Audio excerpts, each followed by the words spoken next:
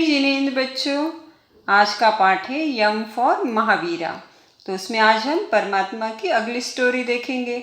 आपको पता है भगवान महावीर ने जब दीक्षा ली तो किसको साथ में लिया था?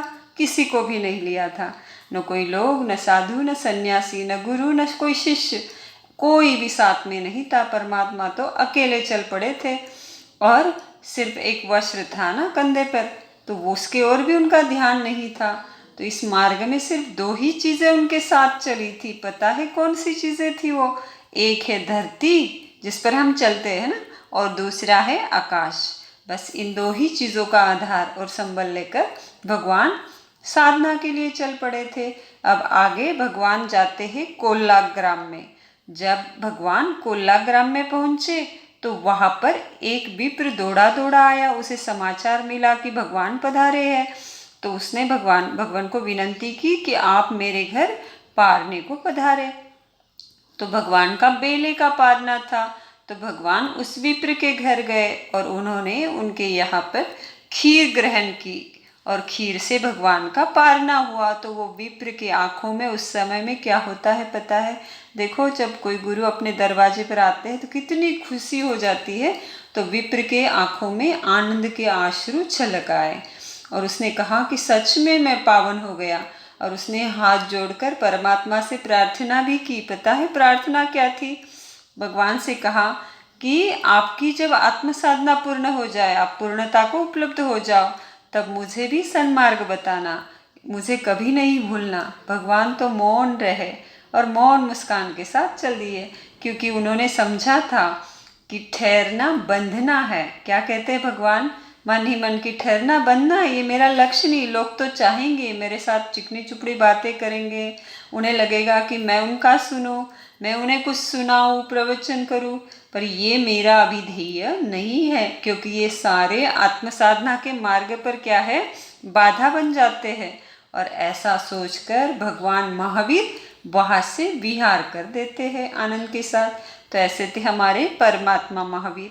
और आगे आपको पता है हम सीख रहे थे कि मेरी भावना है ना, यम फॉर मेरी भावना। उसका दूसरा स्टांजा है विषयों की आशा नहीं जिनके साम्य भाव धन रखते हैं। हमारे परमात्मा को किसकी आशा नहीं है? विषयों की। विषय पता है क्या होता है? जैसे हमें लगता है आंखों से क्या देखे, अच्छे अच्छे चित्र देखे, टीवी देखे, पिक्चर देखे, ऐसी कोई आशा परमात्मा को नहीं होती है। कानों से कोई संगीत सुने या तो कोई पूरे पांचों इंद्रियों के विषय की उनको कोई भी आशा नहीं होती है। और उनके पास एक धन होता है। कौन सा धन होता है पता है? साम्य भाव, सबके प्रति समता भाव होता है, क्योंकि वो आत्मा में रमन करते हैं। और निज पर के हित साधन में जो निश दिन तत्पर रहते हैं। तो फिर परमात्मा करते क्या थे? तो स्व और पर कल्याण की साधना, निज यानी स्वयं और पर यानी दूसरों के हित की साधना करने में ही तत्पर रहते हैं। और आगे बताया स्वार्थ त्याग की कठिन तपस्या बिना खेद जो करते हैं। देखा ना कैसी साधना परमात्मा ने की थी, कोई स्वार्थ नहीं और बिना खेद, मतलब साधना करते हुए कितने भी कष्ट आए, परंतु परमात्मा को कभी दुख हुआ? कभी भी नहीं। तो ऐसे हमारे परमात्मा ऐसे ज्ञानी साधु जगत के दुख समूह को हरते हैं। तो ऐसे ज्ञानी ही समस्त जीवों के दुखों का क्या करते हैं? हरण करते हैं, मिटा देते हैं। तो आज हमने जो पाठ देखा उसके ऊपर कुछ सवाल आपके लिए है। 5 सवाल है। पहला सवाल है पिछली पाठशाला के ऊपर, वो है नंदीवर्धन ने भगवान को किससे साथ ले जाने की प्रार्थना की थी? जब भगवान के दर्शन को आया था ना नंदीवर्धन, तो उसने कहा था कि साथ में किसी को ले चलो। तो किसको ले जाने की प्रार्थना की थी? सेकंड क्वेश्चन है साधना काल में भगवान के साथ सिर्फ 2 ही आधार चलते थे, वो कौन से थे? तीसरा सवाल है भगवान ने विप्र के यहाँ जब खीर से पारना किया तो विप्र की आंखों में क्या छलक आए? चौथा सवाल है इस कहानी से हमें क्या शिक्षा मिली? देखो कहानी छोटी सी है पर हर कोई उससे कुछ अलग अलग शिक्षा प्राप्त कर सकता है। आपको जो भी शिक्षा मिली आप बता सकते हैं।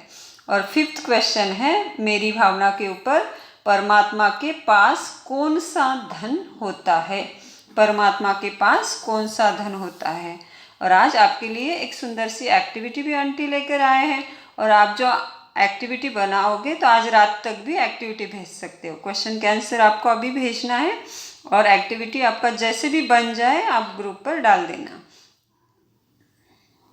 जय जिनेंद्र बच्चों, आज मैं आप लोगों को मुपत्ति का कवर बनाने के लिए सिखाने वाली हूँ। मुपत्ति का कवर बनाने के लिए हमें चाहिए एक chart paper, stapler, scissor, colour box, stiff वाली कैरी बैग ये साइज की और बुक का कवर। ये मैंने आधा पेपर लिया है, इतना आधा लिया है और ये पेपर से आधा डबल ये ड्राइंग पेपर लिया है। इस पर मैंने मेरे हिसाब से डिजाइन डाले। आप लोग आपको जो चाहिए वो डिजाइन कर सकते हो। ये आधा पेपर लिए है, इसे डबल लिए है और पेपर मैंने इस तरह इसको फोल्ड कर दिया है। एक फोल्ड करने के बाद वापस एक फोल्ड करना है तो हमारा मुपत्ति का कलर इस तरह से रेडी हो गया। ये कवर खराब ना हो इसलिए मैंने इसको कैरी बैग में डाला है। इस तरह कैरी बैग को मैंने ये एल शेप में कट कर लिया है। देखना, एल शेप में कट करने के बाद ऊपर ये ऐसे फोल्ड कर लिया है पेपर। देखो ये एल शेप का जो पेपर था वो मैंने ऐसे लेकर ये साइज का बराबर कट कर लिया है शेप में। कट करने के बाद मैंने ये पेपर को इसे बाहर से स्टेपल कर लिया है। खुलते चाहिए तो चुभेगा नहीं।